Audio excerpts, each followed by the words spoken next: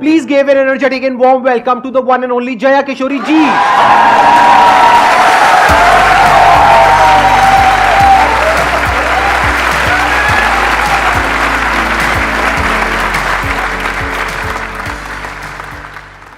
इनकी स्माइल में इतनी पॉजिटिविटी है, आई थिंक इनको कुछ बोलने की जरूरत ही नहीं है. अगर ये पूरे सेशन में यहाँ पर सिर्फ बैठ करके स्माइल करती रहे तो आई थिंक ये सेशन बहुत अच्छा हो जाएगा. इनका एक मोटिवेशनल चैनल भी है. इनफैक्ट आपकी कुछ वीडियोस देख करके मैं खुद मोटिवेट हुआ हूँ, and I am not kidding.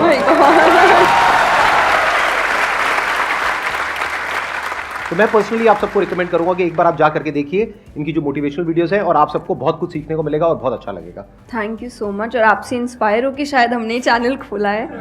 तो मुझे तो लग रहा है मुझे मिल गया उसका अवार्ड कि आप उसको देखते हैं और सुनते हैं. Thank you so much. बहुत बड़ी बात है ये. यूट्यूब पे या इंटरनेट पे देखना एक अलग होता है, और जब आप फिजिकली वो चीज़ को फील कर सकते हैं, एक्चुअली एक ऑरा होता है, एक वाइब होता है, वो आपको फेस टू फेस ही मिल सकता है. तो आप सब बहुत लकी है. आज मैं भी लकी हूँ कि मुझे वो ऑरा, वो वाइब महसूस करने को मिल रहा है जो हम यूट्यूब पे ऑल टाइम देखते रहते हैं. और आज तो आप डबल लकी हैं क्योंकि मेरे साथ साथ आपको इनको भी सुनने का मौका मिल रहा है.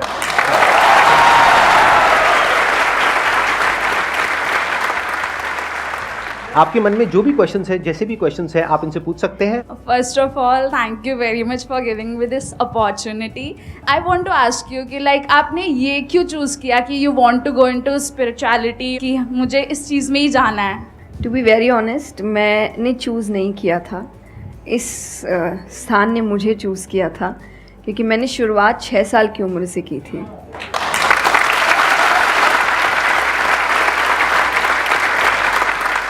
उसमें आपको पता ही नहीं होता है कि करियर क्या होता है, काम क्या होता है.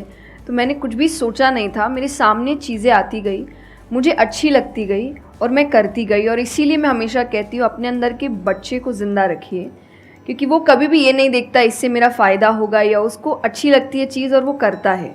तो मैंने वो बचपने में मुझे वो चीज़ अच्छी लगी और मैंने उसको किया, और फिर अपने आप ही सामने चीज़ें आती गई. चाहे फिर वो भजन आए, फिर कथा आई, मोटिवेशनल सेशंस आए, जो जो सामने आता गया और जो जो मुझे लगा कि मेरे बस की बात है, मैं कर सकती हूँ, वो मैंने किया. और फिर मुझे पता ही नहीं चला कि कब सिचुएशन कहाँ हो गई. जब मुझे समझने का मौका मिला कि चलो कुछ बनते हैं, मैं ऑलरेडी बन चुकी थी.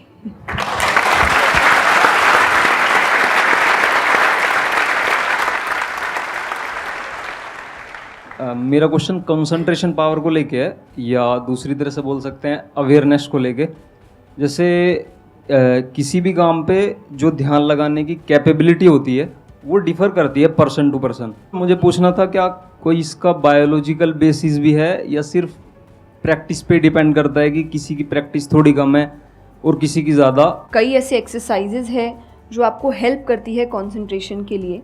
तो जो मैं एक्सरसाइज फॉलो करती हूँ वो लिसनिंग प्रैक्टिस है, कि मैं सोने से पहले या सुबह उठ के कुछ देर 5 मिनट्स 10 मिनट्स मैं बिल्कुल शांत माहौल में और मैं साउंड सुनने की कोशिश करती हूँ. और ऐसा माना जाता है कि जिस दिन आपको 5 से ज़्यादा साउंड सुनने लग जाए, और 5 का मतलब हुआ कि ऐसा नहीं कि आपके घर में टीवी और मिक्सी और सब चल रहा है तो आप कहे कि अरे भाई 5 साउंड सुनाई दे दिए. नहीं, जब शांति हो तो वो एक बहुत अच्छी प्रैक्टिस है जो आपके दिमाग को हेल्प करती है किसी एक चीज़ पर ध्यान लगाने के लिए. तो आप ऐसे कंसंट्रेशन पावर के एक्सरसाइजेज होती कर सकते हैं. और जो मैं करती हूँ मैंने आपको बताया, मैं रोज़ करती हूँ. अभी तक मैं 3 से आगे बढ़ी नहीं हूँ, लेकिन आई होप जल्दी 5 आवाज़ों से ज़्यादा सुनाई देने लग जाए.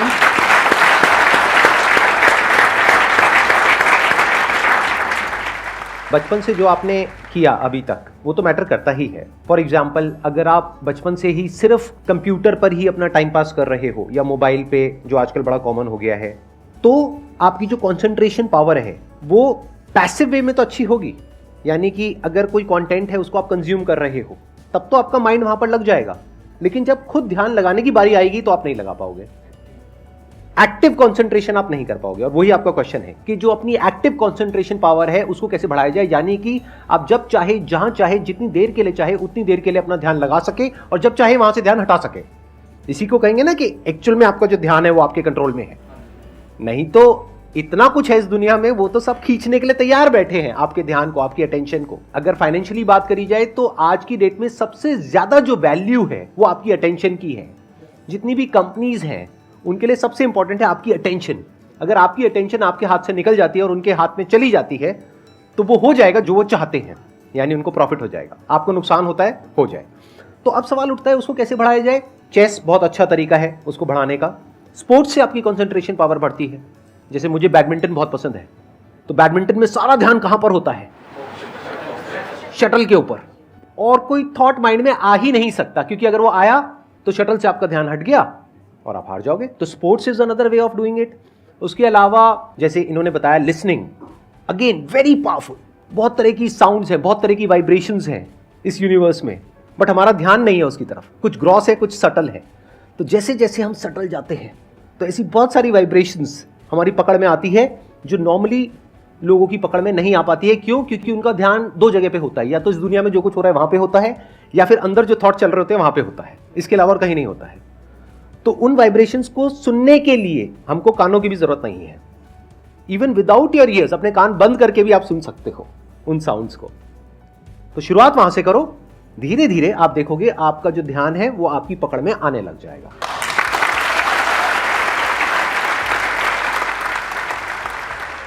मेरा क्वेश्चन आपसे, मतलब दोनों से ही है, वो ये कि हम लोग मतलब आज की सोशल मीडिया वाला ज़माना है तो हम लोग बहुत डिस्ट्रैक्टेड रहते हैं, और जब भी स्पिरिचुअलिटी की बात होती है फैमिली में, फ्रेंड्स में, तो सभी ये कहते हैं कि स्पिरिचुअल अभी होने की ज़रूरत नहीं है, करियर पे ध्यान दो, अभी कौन सा टाइम है, बाद में देख लेना। और हम लोगों के घरों में भी हम देखते हैं।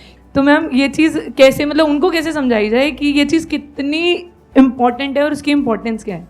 मेरे हिसाब से, और आई थिंक मेरे क्या पूरी दुनिया के हिसाब से, जो भी स्पिरिचुअलिटी को ठीक से समझता है ये यंग एज प्रोसेस ही है। जैसे अगर आप रिलीजियस वे में भी सुने तो भगवान को हम कुछ भी चढ़ाते हैं वो फ्रेश होता है, प्रसाद है, फूल है, कुछ भी एक दिन दो दिन पहले नहीं होता। तो हम खुद इतने पुराने होके क्यों फिर अपने आप को चढ़ाते हैं? जब आप रिजिड हो चुके हैं, जब आपको आगे कुछ काम खास करना नहीं है, आप रिटायर हो चुके हैं, तब आप उस स्पिरिचुअलिटी का करेंगे क्या? आपके लाइफ में कोई चैलेंजेस होंगे ही नहीं जब सामना करने के लिए। तो स्पिरिचुअलिटी मतलब सिर्फ पूजा पाठ नहीं होता। मंत्र, जैसा मैंने लिसनिंग एक्सरसाइज बताई, वैसे ही मंत्र चैंटिंग भी एक बहुत बड़ी एक्सरसाइज है कि आप मंत्रों का उच्चारण करते हैं मेडिटेशन में, क्योंकि जो पावर, जो वाइब्रेशंस वो साउंड रखते हैं वो आई थिंक दुनिया में और कहीं नहीं है। तो वो आपके करियर के लिए, कंसंट्रेशन पावर के लिए, कॉन्फिडेंस के लिए, मेमोरी पावर के लिए, सबके लिए बहुत अच्छा है।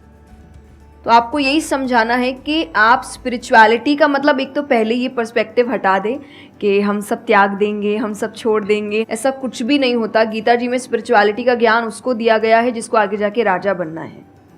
अर्जुन को, उसके पास क्या लग्जरी नहीं है, राज्य नहीं है, पैसा नहीं है, क्या नहीं है।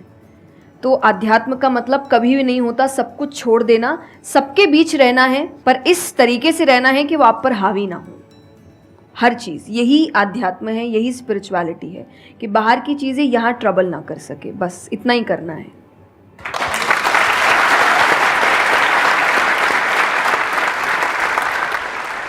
अर्जुन कह रहा है कि क्या मैं सब कुछ छोड़ छाड़ के चला जाऊं? और भगवान कृष्ण उसको क्या बोल रहे हैं कि अभी जो तुम्हें करना है उस पर ध्यान दो। सब कुछ छोड़ना सॉल्यूशन नहीं है। खुद को पहचानो कि तुम क्या हो। जो प्रॉब्लम की पूरी जड़ थी वहां पर, वो ये थी कि अर्जुन भूल गया था कुछ देर के लिए कि वो एक्चुअल में कौन है, जैसे हम भूल जाते हैं। तो भगवान उसको याद दिलाने का काम कर रहे हैं कि तुम एक योद्धा हो, तुम्हारा काम है लड़ना धर्म के लिए। तो भगवान उसको वो ज्ञान दे रहे हैं। ऐसे ही अगर आप एक स्टूडेंट हो तो आपका काम क्या है? पढ़ाई करना। अब आपको देखना है कि उसमें ये जो बातें हैं, इनकी बातें, मेरी बातें, या कहीं भी हमारे जो स्क्रिप्चर्स में बातें हैं, वो किस तरह से आपको काम आ सकती है वो करने में, जो अभी आपकी लाइफ की इस स्टेज में, इस पॉइंट पर आपके लिए करना सबसे इंपॉर्टेंट है। तो स्पिरिचुअलिटी दो तरीके की हो गई। एक वो जो आपको भटका रही है, यानी कि वो लोग जो खुद अच्छे से नहीं समझ पाए स्क्रिप्चर्स को, वो आपको क्या कहेंगे कि सब कुछ छोड़ दो। और दूसरे वो जो एक्चुअल में समझ गए हैं कि क्या बात करी जा रही है, तो वो आपको क्या कहेंगे कि जो भी कर रहे हो उसको करो, अच्छे से करो, पूरे ध्यान से करो, पूरी ईमानदारी से करो, उसमें कोई कमी मत छोड़ो, क्योंकि यही आपको हेल्प करेगी लाइफ में आगे कुछ भी करने के लिए। अगर आज आप अपने काम को ढंग से नहीं कर पा रहे, तो कल अगर स्पिरिचुअलिटी में आपको कोई इंक्वायरी करनी है, स्क्रिप्चर्स को समझना है, क्या वो आप ईमानदारी से कर पाओगे? आप अगर अपना काम ठीक से कर रहे हैं, आपके इंटेंशंस अच्छे हैं, आप ऑनेस्ट हैं, आप पेशेंस रख रहे हैं, आप स्पिरिचुअल हैं। तो इसीलिए आपको बस अपना काम जो उन्होंने सही कहा एकदम ठीक से ईमानदारी से करना है, क्योंकि अगर यहाँ ईमानदार नहीं, क्योंकि जो आपका काम है तो फिर कहीं और तो ईमानदारी की फिर बात ही क्या कर सकते हैं हम। मैम मेरा आप दोनों से ही है मेरा क्वेश्चन कि रियल फ्रेंडशिप का एसेंस आज खोते जा रहा है। हम सैटरडे संडे को पार्टी तो कर रहे हैं फ्रेंड्स के साथ, लेकिन जब रियल फ्रेंडशिप का टेस्ट होता है तो most of the friends fail हो जाते हैं, और हम भी फेल हो जाते हैं उसमें अपने दोस्तों। हम ये तो भूल जाते हैं कि वो हमारे दोस्त नहीं है अच्छे, तो हम भी तो नहीं हैं। तो ये चीज़ हम रियल फ्रेंडशिप को आज कैसे वापस उसके एसेंस को रीजनरेट करें और खुद भी दूसरों के अच्छे दोस्त बने। दोस्ती बहुत बहुत ज़रूरी होती है, और इस पे भी मेरा एक छोटा सा वीडियो है कि आप फ्रेंड्स को आइडेंटिफाई कैसे करें, या वही जो क्वालिटीज़ है वो खुद में भी कैसे लाएं। तो सबसे पहली क्वालिटी यही है कि हम जो सिर्फ सैटरडे संडे जिन दोस्तों से पार्टी करने के लिए मिल रहे हैं, वो आपके दोस्त नहीं होते हैं। वो आप बस एंटरटेनमेंट के लिए, आपको मस्ती करना है, मज़ा करना है तो आप मिल रहे हो, लेकिन एक्चुअल जो आपके दोस्त होते हैं ना, वो आपको भी सिखाते हैं, आप उनको भी सिखाते हैं, वो आपके साथ ग्रो करते हैं। और जैसा आपने कहा एसेंस, जैसे मैं मेरे पेरेंट्स के जो दोस्त हैं सालों से इक्के दुक्के हैं, लेकिन अभी तक हैं, और अभी भी हम कई बार ऐसा लगता है कि आप ऐसे कैसे बात कर रहे हो उनसे, तो वो कहते हैं हमारे दोस्तों को अपने दोस्तों जैसा मत समझना कि हम एक दो बोल देंगे या एक दो चीज़ें हो जाएंगी और हमारी दोस्ती टूट जाएगी। हमारी दोस्ती इस चीज़ पर नहीं बनी है।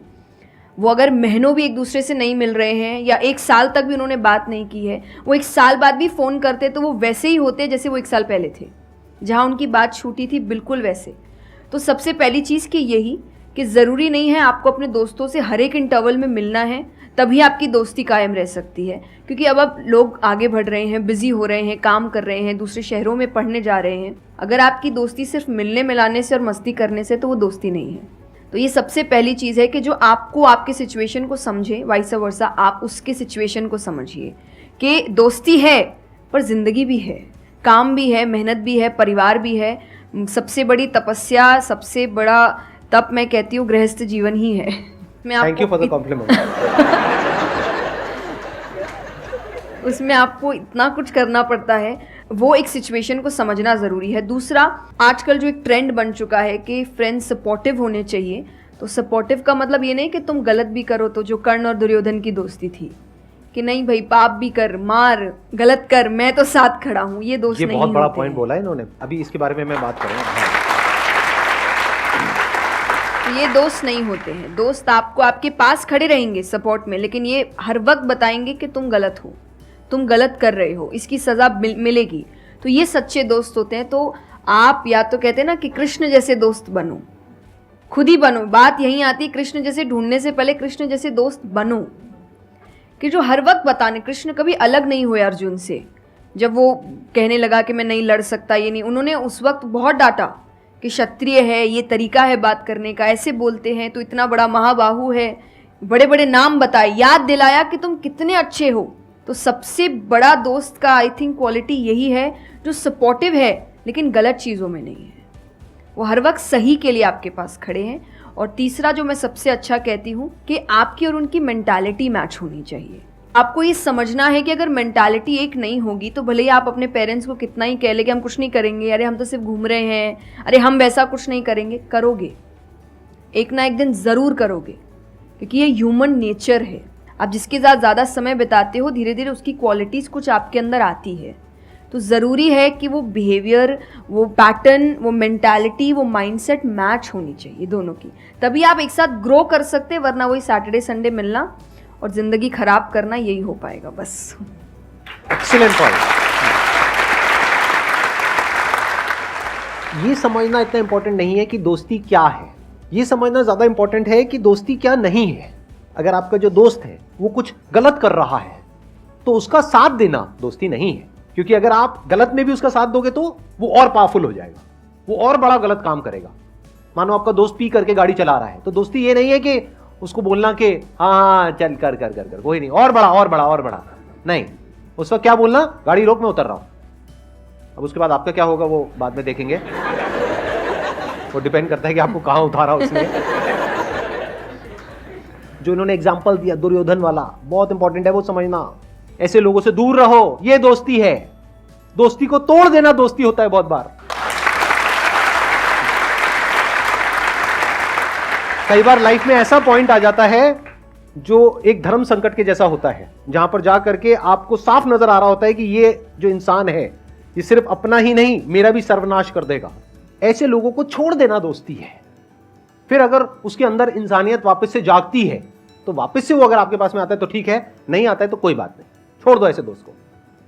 तो बड़े ध्यान से चुनना अपने जो दोस्त हैं। जो इन्होंने कहा संगति बहुत इंपॉर्टेंट है लाइफ में, इसीलिए पहले के जमाने में सत्संग की इतनी वैल्यू होती थी। हर घर में एक सत्संग हॉल होता था एक जमाने में। आज जैसे हम सत्संग का नाम सुनते हैं हमारे माइंड में कुछ और ही आने लग जाता है। सत्संग मतलब सत्य के संग। सत्य मतलब वही जो इन्होंने कहा कि जब कोई सही रास्ते पे चल रहा है तो उसका साथ देना, और कोई झूठ के रास्ते पे चल रहा है, कोई गलत काम कर रहा है तो उसका साथ छोड़ देना। तो सत्य के साथ रहना। वो लोग जो सत्य बोलते हैं, वो लोग जो सत्य की राह पे चल रहे हैं, वो लोग जो धर्म की राह पे चल रहे हैं। ये वर्ड सुनने में आपको थोड़े से पुराने लगेंगे, लेकिन अगर इसकी डेप्थ को आप समझोगे तो अंदर से आप समझ पाओगे कि मैं क्या बोल रहा हूं, किस लेवल से बोल रहा हूं। Hello sir, hello ma'am. Ma'am मतलब कई बार हम सुनते भी हैं, बहुत जगह देखते हैं और कई बार बहुत बार हम पढ़ते भी हैं। मैम मुझे ये पूछना है कि मैम भक्ति क्या है, मतलब भक्ति क्या होती है? आज ये ज़माना अलग हो गया है कि भगवान से भी लेन देन का मामला चल रहा है कि आप मेरा ये काम कर दो तो ये हो जाएगा, और काम एक भी नहीं हुआ तो भगवान बदल ले, कि वही कहीं और माथा टेकते हैं, यहाँ तो काम हो नहीं रहा। तो ये भक्ति नहीं होती। तो एक तो जो परसेप्शन भक्ति का बन गया है कि भजन कीर्तन पूजा पाठ कर लिया और भक्ति हो गई। भक्ति का असल मीनिंग है सरेंडर, समर्पण। और समर्पण व्यक्ति कब करता है? जब पहला चीज़ विश्वास होता है कि वो जो भी करता है वो सही करता है। मुझसे कई बार लोग पूछते हैं कि आप बहुत ज़्यादा डिप्रेशन में नहीं जाते, या कोई आपने सब कुछ देखा है, चाहे स्ट्रगल है, इंसल्ट है, रिजेक्शन है, हर फील्ड में हर चीज़ होती है। अगर आप आगे बढ़ रहे हैं, कोई पोजीशन पे जाने की कोशिश करें तो आपको इनका सामना करना पड़ेगा। ये ज़िंदगी के साथ आता है तो आपको सामना, लेकिन मुझे कभी दिक्कत नहीं दी ये चीज़ें। क्यों? क्योंकि जो मैंने कहा समर्पण, मुझे पता है कि एक ऐसी शक्ति ऊपर बैठी है जो मेरा बुरा नहीं चाहती। तो कई बार बुरी चीज़ें भी मेरी ज़िंदगी में हो रही है, मुझे पता है वो मेरे अच्छे के लिए है क्योंकि वो कर रहा है। तो ये समर्पण, ये भक्ति है। तो ये आपको हारने नहीं देती। क्यों हारेंगे आप? क्योंकि आपको पता है ना कि वो हारने देगा नहीं। तो आप अपने आप गिरे, आप फिर उठेंगे कि नहीं भाई अभी गिरना शायद ज़रूरी होगा, उसका इशारा है, इसीलिए चलो फिर उठते हैं, फिर आगे बढ़ते हैं। तो अर्जुन ने भी जब समर्पण की बात गीता जी में आती है तो कई लोग कहते हैं कि धर्म का मतलब होता है अंधविश्वास। नहीं, क्योंकि अगर अंधविश्वास होता, अंधविश्वास में क्वेश्चन करना अलाउड नहीं होता आपको। गीता अगर सिर्फ भगवान की बात होती तो 2 पन्ने में ख़त्म हो गई होती। ये दोनों के बीच की बात है जिसमें अर्जुन ये जानते हुए कि सामने कौन खड़ा है, क्वेश्चन करने के तो कोई सवाल ही नहीं था वहाँ पर कि भगवान लड़ने बोल रहा है, क्या क्वेश्चन करना, पर उसने कंटिन्यूअसली क्वेश्चंस किए हैं। पर उसका भी नाम आया था समर्पण, कि वो समर्पित होकर क्वेश्चन कर रहा था कि ये जो खड़ा है ये मेरे हर सवाल का जवाब जानता है, ये मुझसे कभी कुछ गलत काम नहीं कराएगा। लेकिन इसका मतलब ये नहीं कि मैं अपनी जिज्ञासा बाहर नहीं निकालूंगा, मैं अपने क्वेश्चंस पूछूंगा। तो भक्ति का अर्थ यही होता है कि पहला निष्काम होता है। क्या फ़ायदा मत ढूंढिए कि मेरा काम नहीं हुआ तो भगवान है ही नहीं। भाई भगवान कहाँ है? भगवान होते तो ऐसा होता क्या? वो तो इंसान है इसीलिए ऐसे हो रहे काम। भगवान ने तो सबको देखे, बच्चा तो मासूम ही होता है, बड़े होके खराब हो जाता है। कोई बच्चा गलत आपने देखा है क्या? छोटा सा बच्चा ही डॉन बनने के बारे में सोच रहा है, वो तो बच्चा ही होता है, मासूम होता है, सच्चा होता है। तो भगवान इसलिए कहते बच्चे भगवान का रूप है, क्योंकि वो एकदम प्योर होते हैं। बड़े होने के बाद हम काम खराब करते हैं और नाम फिर हम भगवान का देते हैं, क्योंकि हमको इल्ज़ाम लगाने के लिए लोग चाहिए। ये फेलियर्स के लिए भी, आप फेलियर्स के लिए भी हम कहते हैं मेरा काम अच्छा नहीं था, मेरा समय अच्छा नहीं था, मुझे पेरेंट्स ने सपोर्ट नहीं किया, मेरे पास ये नहीं था। वरना अगर देखा जाए इन्हीं सिचुएशन में कई लोग हैं जो काम करके आगे बढ़ जाते हैं। तो करने वाला तो कर लेगा, नहीं करने वाला इल्ज़ाम लगाएगा। तो वो इल्ज़ाम अभी हमें ऐसे दिखता है एक ऐसा कोई है जो सामने तो खड़ा नहीं है, भगवान लगाओ इल्ज़ाम। एक फ़ोटो है ना इंटरनेट पे कि भगवान खड़े, छोटी बच्ची खड़ी है, छोटी बच्ची के हाथ में एक टेडी बेयर है, तो भगवान वो मांग रहे हैं और वो बच्ची बोली मुझे बहुत अच्छा लगता है, मुझे नहीं देना। उसको नहीं पता कि भगवान के पास पीछे एक बड़ा सा टेडी बेयर रखा है और भगवान उसको कह रहे कि बस दे दो और मुझ पे विश्वास रखो, कि वो दे दो छोटी चीज़ जो तुमसे, आपको वो बुरी लग रही है उस वक्त कि मेरे साथ गलत हो गया या मेरा छोटा काम नहीं हुआ, मैंने तो इतनी पूजा की थी, इतना काम किया था, शायद तुम उस काम के लिए नहीं बने हो, तुम और बड़े चीज़ के लिए बने हो। तो निष्काम क्या है कि आपकी भक्ति निष्काम है, स्वार्थ से नहीं बनी है, तो भक्ति आगे बढ़ेगी। दूसरा सरेंडर, कि मेरे हर सवाल का उत्तर सिर्फ उसके पास है। तो ये दो चीज़ें भक्ति बनाती हैं।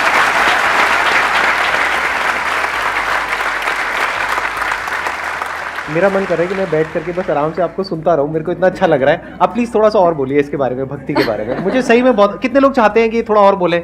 हाँ, क्योंकि इनसे अच्छा कोई नहीं हो सकता इसके बारे में बोलने के लिए। मेरे को पता है आपके पास में और बहुत कुछ है बोलने के लिए, थोड़ा सा आप प्लीज और बोलिए। ये दो चीज़ें जो भक्ति में, तीसरा हम जब करते हैं सत्संग, जो उन्होंने कहा सत्संग का एक सत्य के संग, तो सत्य कौन है? जब हम शास्त्रों में देखते हैं सबसे पहला श्लोक जो श्रीमद् भागवत में आता है वो भगवान का स्वरूप बता रहा है, उसमें है सच्चिदानंद रूपाय। सच्चिदानंद का मतलब होता है तीन चीज़ें मिलकर बनती है, वो है सत, चित और आनंद।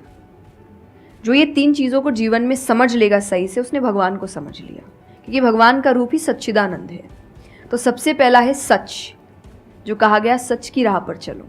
जो हम ये एक्चुअली आपने एग्जैक्ट वर्ड उस वक्त बोले, मैं अपनी कथा में भी कहती हूँ कि आजकल हम इतनी छोटी छोटी बातों पे झूठ बोलते हैं कि हम किसी से मिलने जा रहे हैं और हम घर से भी नहीं निकले, अरे 5 मिनट, अरे सिग्नल पे खड़ा हूँ, अरे बस पहुँच गया, अरे क्या हो गया, वो 2 बातें तो सुनाएगा ना सिर्फ कि तुम समय लेकर नहीं आए, पर हम इतनी इतनी सी बातों में झूठ बोल रहे हैं। ये हमें लगता है कि कोई बड़ी बात नहीं, पर ये बहुत बड़ी बात है कि आप इतना भी सच का सामना नहीं कर सकते, और फिर हमें लगता है कि हम लाइफ के जो प्रॉब्लम्स है उसका सामना कर लेंगे, खुद के सच का तो सामना कर नहीं पा रहे हैं। जिंदगी का सच सामने आएगा तब तो बैंड ही बज जाएगी पूरी, क्योंकि वो कठिन है। जिंदगी आसान नहीं है, किसी के लिए नहीं, भगवान के लिए भी नहीं हुई। आप राम जी को उठाइए, कृष्ण जी को उठाइए, जब तक यहाँ रहे कोई सुखी नहीं रहा।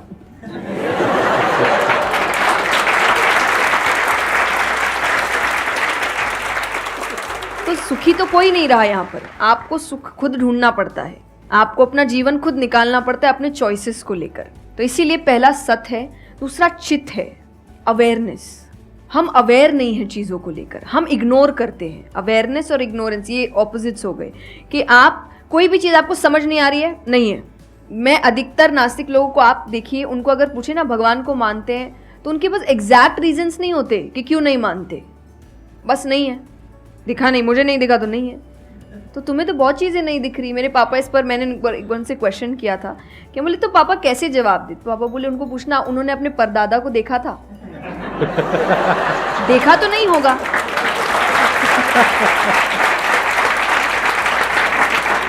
सुना है, दादा से सुना है, पापा से सुना है कि थे, मैंने तो नहीं देखा, तो मैं बोल दूं वो थे ही नहीं। कुछ तो सच्चाई होगी, उसको ढूंढने की कोशिश करो। मैं धर्म के लिए हमेशा कहती हूँ कि आपको ढूंढना पड़ेगा। भगवान, मेरे पापा ने मुझे एक बात कही थी, भगवान मानने की चीज़ है, जानने की नहीं। जानना क्या होता है? पहले इस्तेमाल करें फिर विश्वास करें।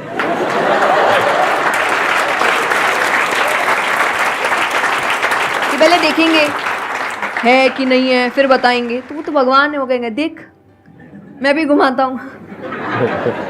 वो भगवान है भाई, उनको अगर आप बोलोगे कि मेरे सामने आ, मुझे दिखा तू है कि नहीं, तो बोलेंगे घूम, नहीं दिखाता, कभी नहीं हुई, नहीं जा। तो भगवान मानने की चीज़ है, मानो वो अपने आप जना देंगे वो कहाँ है। तो भगवान के लिए माना गया कि पहले आपको मानना पड़ता है, दैट इज सरेंडर, कि मैं मानता हूँ, मैं इसीलिए पढ़ रहा हूँ। अधिकतर लोग अभी पढ़ क्यों रहे हैं, जान क्यों रहे हैं? गलत साबित करने के लिए। और दुनिया के लिए भी, आप किसी भी चीज़ को जानने की कोशिश करो तो सिर्फ एक खाली दिमाग से जानने की कोशिश करो, अपने दिमाग से नहीं कि मुझे गलत साबित करना इसीलिए पढ़ता हूँ चलो। तो फिर आपका दिमाग सीधा उस गलत बात पे ही जाएगा कि देखो मैंने तो बोला ही था गलत है, और उसके आसपास कितनी अच्छी बातें लिखी होगी आप देखेंगे नहीं। पर आपको जो बस साबित करना है, आप उस लोग सुनते भी आजकल इसीलिए हैं। मैं कथा में एक बात कहती कि बस आजकल कथा ही बची है सुनने वाली चीज़, वरना आप कहीं भी 2 लोगों को देखिए वो बोलेगा मैं बोलता हूँ, नहीं मैं बोलता हूँ, नहीं मैं बोलता हूँ। दुख देखिए किसी के, प्रॉब्लम्स को एक बोलता है अरे मेरी जिंदगी अच्छी नहीं चल रही, अरे मेरी उससे भी खराब है। आप किसी से मदद भी कहाँ मांगेंगे कि वो एक दुख सुनाओ वो 4 सुनाता है, तो क्या ही मदद मांगे कि तो मेरे से दुखी है, तू मेरे से और 500 रुपये रख भाई।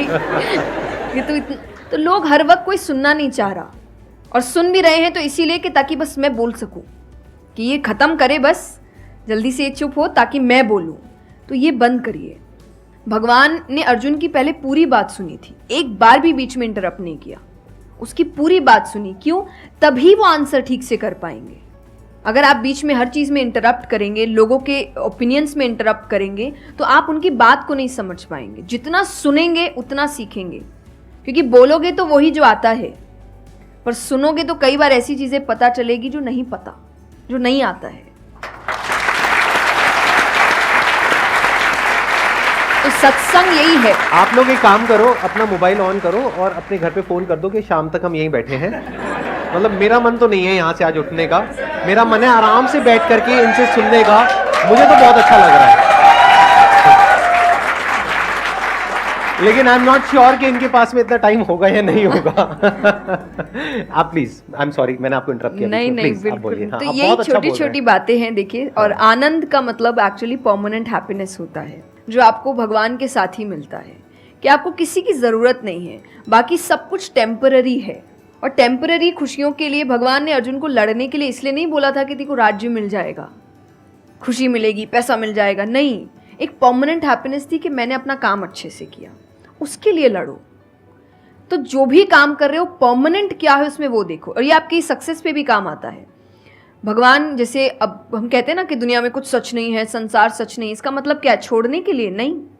क्या आप पहली चीज़, जब दुख आ रहा है तो डिप्रेशन में मत जाओ, क्योंकि आप जानते हो ये भी परमानेंट नहीं है, टेम्पररी है, कल फिर ठीक हो जाएगा। खुशी आ रही है तो घमंड मत करो, ये भी निकल जाएगा, ये पोजीशन भी ज़्यादा समय तक रहेगी नहीं, तो उसको रखने के लिए काम करते रहो।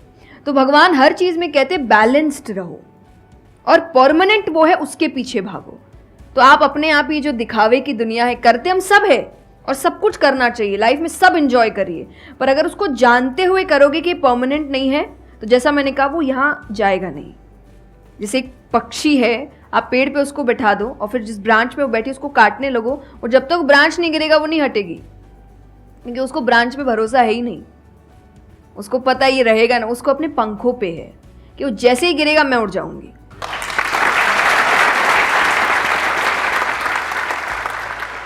एक सॉन्ग अगर आप प्लीज, उस पे हम एंड कर सकते हैं सेशन को। हाँ। अगर आपको कोई प्रॉब्लम ना हो तो हाँ प्लीज। मेरा आपकी कृपा से सब काम हो रहा है, करते हो तुम कन्हैया मेरा नाम हो रहा है। मेरा आपकी कृपा से सब काम हो रहा है। बहुत बढ़िया।